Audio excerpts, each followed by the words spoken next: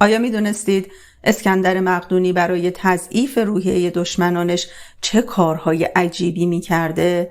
مثل وقتی که سر یکی از اسیران جنگی رو میبره و دستور میده اونو بپزن تا بخوره.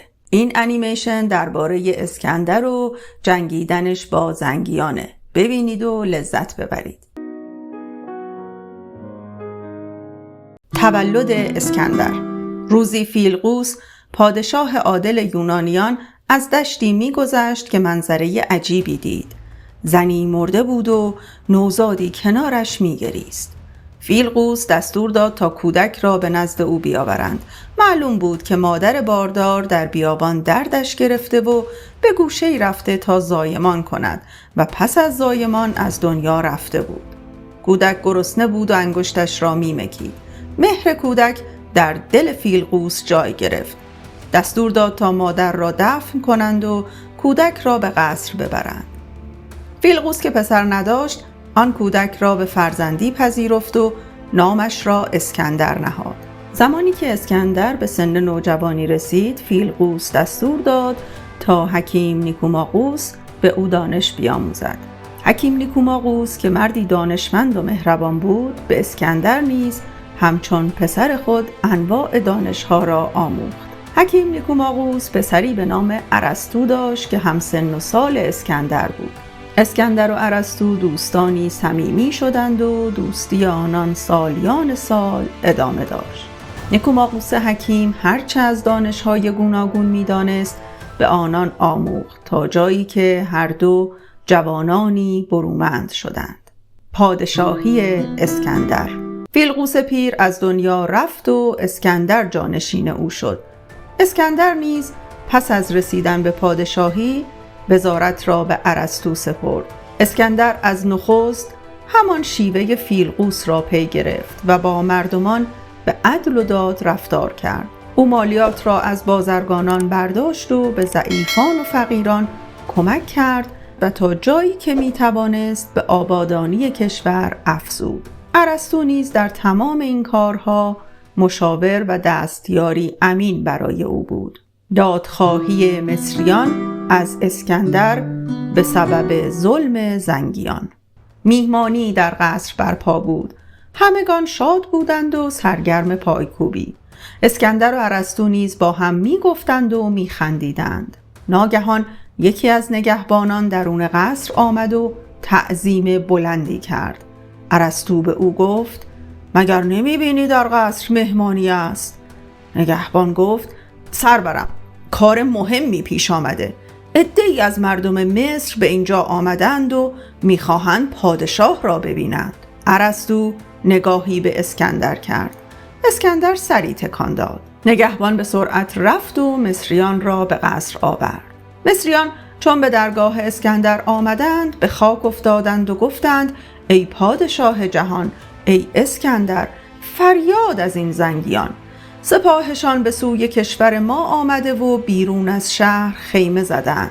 اکنون تمام بیابان اطراف مصر از جمع آنان سیاه شده. به داد ما برس، وگرنه آنان شهر را ویران می کنند و پیر و جوان و کودک و زن را از دم تیغ می گذرانند.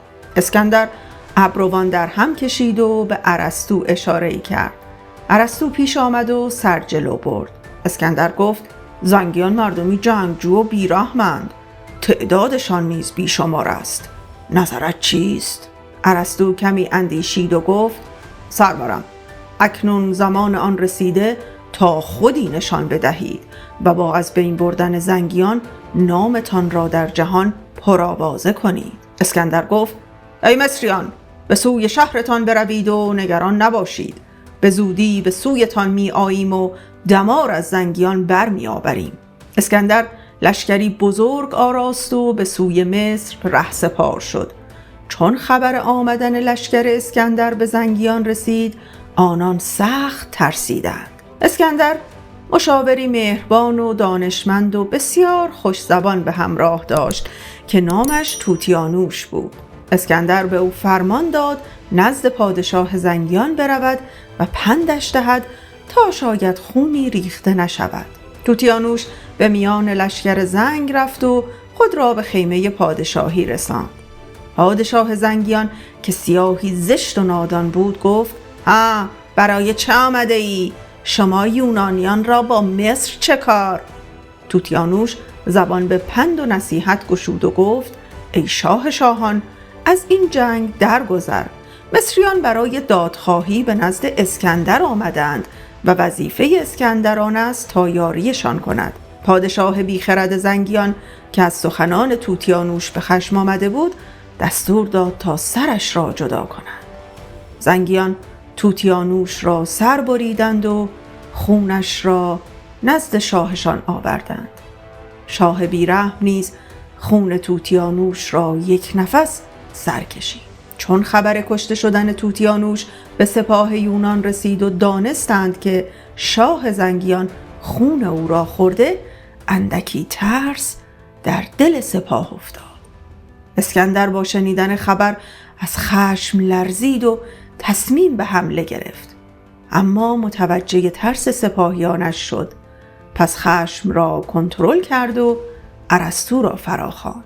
امیدوارم کانال ما رو سابسکرایب داشته باشین و اگر تا الان این کار رو انجام ندادید لطفاً همین الان سابسکرایب کنید و زنگوله رو هم فعال کنید تا انیمیشن های جدید رو از دست ندید. جنگ اسکندر با لشکر زنگیان. اسکندر گفت: میدانی که آن دیو مردم خوار با توتیانوش چه کرده است؟ به راستی که هیچگاه در عمرم این چنین خشمگین نبودم، اما احساس می کنم که این بیرحمی زنگیان آنها را دلیر ساخته و سربازان ما را ترسانده. ارسطو کمی اندیشید و گفت: باید چند تن از زنگیان را اسیر کنیم و بعد شما دستور دهید سر یکی از آنها را ببرند. سپس دستور دهید سر او را بپزند تا بخورید. آشپز اما سر گوسفندی را بپزد و بیاورد و شما جلوی همه آن را بخورید. این کار باعث تضعیف روحیه زنگیان می شود. یونانیان چنین کردند. آن چند سرباز زنگی که اسیر شده بودند دیدند که اسکندر سر همراهشان را خورد. به دستور اسکندر آنان آزاد شدند و به اردوگاه خود رفتند و ماجرا را تعریف کردند. زنگیان بسیار ترسیدند. ناگهان صدای طبل جنگ از سمت یونانیان برخاست و سپاه به سوی زنگیان حمله بردند. گرد و خاکی بزرگ به هوا برخاست و صدای چکاچک شمشیرها به آسمان رسید. در این میان ناگهان سیاهی تنومند و زشت رو و دیو مانند از سپاه زنگ بیرون آمد و شروع به رجزخوانی کرد. من زراجه هستم. زمانی که شمشیر می کشم فیل به لانش می رود و نهنگ پنهان می شود. هر که می خواهد زودتر به جهنم رود به سوی من بشتابد. یکی از پهلوانان یونانی به سویش رفت، اما زراجه با ضربه‌ای گردن او را قطع کرد. یونانی دیگری به سویش رفت و او هم با یک ضربه زراجه کشته شد. همینطور تا 70 تن به جنگ او رفتند و او همه را کشت. اسکندر که اوضاع را این گونه دید لباس رزم بر تن کرد و خود بر اسبش پرید و به سوی زراجه رفت. زراجه چون اسکندر را دید که به سویش می رود آماده جنگ شد، اما تا به خودش بیاید اسکندر با ضربه‌ای سر از تنش رو بود. خروشی از زنگیان برخاست. اسکندر بعد از کشتن زراجه به خیمه باز نگشت و به جنگیدن ادامه داد تا اینکه عده زیادی را از دم تیغ گذراند. ناگهان اسکندر به سوی خیمه پادشاهی زنگیان به راه افتاد. یکی از پهلوانان زنگ به نام پلنگر لباسی از پوست کرگدن پوشید و گفت: آهو خود به سوی دام می آید. اسکندر به او رسید. پلنگر سیاهی پرمو بود که موی بدنش چون تیغ رویده بود. پلنگر گفت: خوب به دام ما آمدی. گمان می‌کنی به همین راحتی به خیمه شاهی میرسی؟ اسکندر از سخن او برآشفت و شمشیر کشید و بر پلنگر زد، اما شمشیر بر او اثر نکرد زیرا پوست کرگدن بر تن داشت. آن دو با هم درگیر شدند، اما هرچه کردند هیچ کدام پیروز نشد. پلنگر که خیلی خسته شده بود به اسکندر گفت: روز گذشته است، باید فردا ادامه دهیم. اسکندر پذیرفت و سپاهیان به خیمه هایشان بازگشتند. صبح که آفتاب نیزه های طلایی‌اش را بر زمین گسترد، اسکندر دستور داد تا بر شیپور جنگ بدمند. اسکندر خود نیز لباس رزم پوشید، نیزه‌ای بلند برداشت و به میدان رفت. پلنگر که خیلی ناتوان و پژمرده شده بود به میدان نیامد و پهلوانی دیگر را به سوی اسکندر فرستاد. اسکندر او را با ضربتی کشت. 2 پهلوان دیگر نیز به جنگ اسکندر آمدند، اما آنان نیز کشته شدند. پلنگر که اوضاع را چنین دید به میدان آمد. او هر چه کرد نتوانست ضربتی بر اسکندر بزند، تا اینکه اسکندر ناگهان نیزش را برداشت و بر او زد. پلنگر از اسب به زمین افتاد و مرد. اسکندر خروش برآورد و سپاهیان یونان را به حمله بر زنگیان فراخواند. زنگیان پا به فرار گذاشتند، اما همه‌شان اسیر شدند.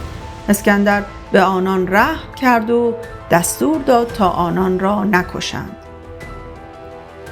حالا که وقت گذاشتی و تا اینجا با ما اومدی، لطفاً لایک و سابسکرایب هم فراموش نشه. بازگشت اسکندر از جنگ با زنگیان. اسکندر پس از پیروزی بر زنگیان وارد مصر شد. مصریان جشن بزرگی برپا ساختند و از یونانیان سپاسگزاری کردند. اسکندر چندی در آنجا ماند و از غنیمت‌های فراوانی که به دست آورده بود ساختمان‌هایی به سبک یونان در مصر ساخت. چندی که گذشت اسکندر به سوی یونان به راه افتاد. در یونان مردم شهر را آذین بستند و جشنی بزرگ به مناسبت ورود پادشاه پیروز برپا ساختند.